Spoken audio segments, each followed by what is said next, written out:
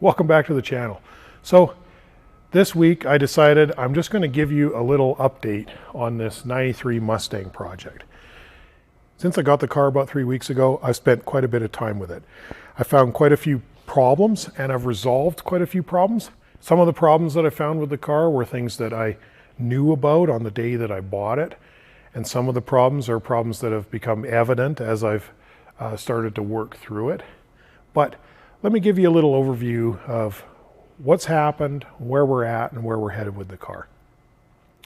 Probably the first thing that was obvious on the day that I bought the car that was a problem was the balancer. The balancers on these Fox bodies or 5-liter Fords have a rubber retainer that retains the outside ring to the center.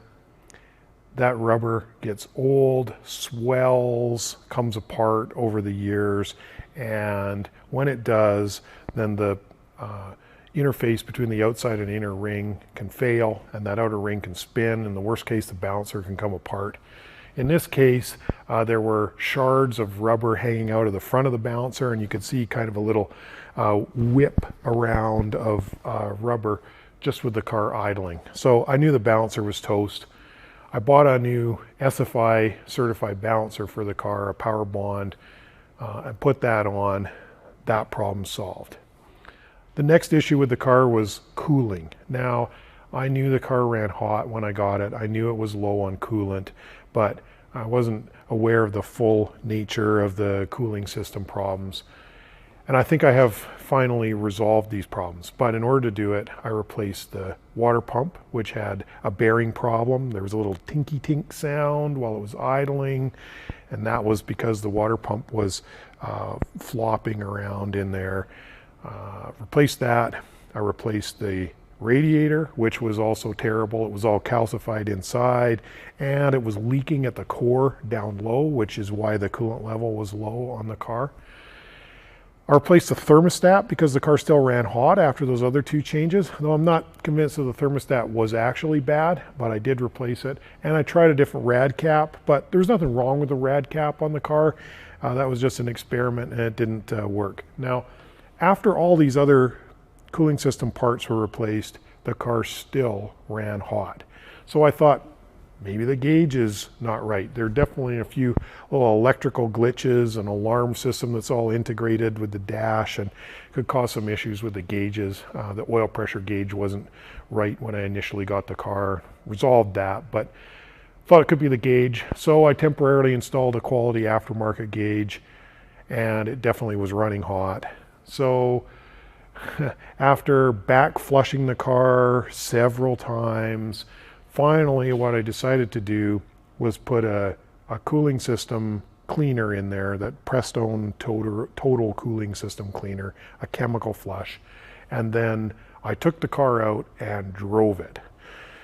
I drove about 50 miles, and as I drove, and I was using the heater to control the temperature on the car, and I was able to keep it in a sort of just in a serviceable range. But the more I drove it, the more it cleaned up whatever was gumming up the circulation in the block, and then the car started to behave properly, and I got a nice cool cooling system. Everything looked good. So I thought, finally, we're ready to get the car on the dyno. So then I loaded the car on the dyno, and as I was getting it centered on the rollers, I heard the sound of a screw in the tire ticking against the rollers on the dyno. So I inspected it, and sure enough, the driver's side rear tire had a screw in it. Now, the tires were not great on the car. They looked okay, but they're 13 years old, and they were cheap tires when they were bought. Now there's a screw in one of them. I had another set of nice Cooper CS5 Ultra Tourings here that I'd originally had on my Lincoln that were only a couple years old, and I designated those for this car anyway. So I switched the tires, and I know when I drove the car on the road, it felt a little rough, and it was pretty clear after I switched tires that at least one of these wheels had a terrible balance problem, which I've cleared up. So hopefully it drives a little cleaner now, but I haven't had a chance to drive it out on the street. Anyway, now I got new tires. I put it on the dyno, and everything looks good. I take a pass.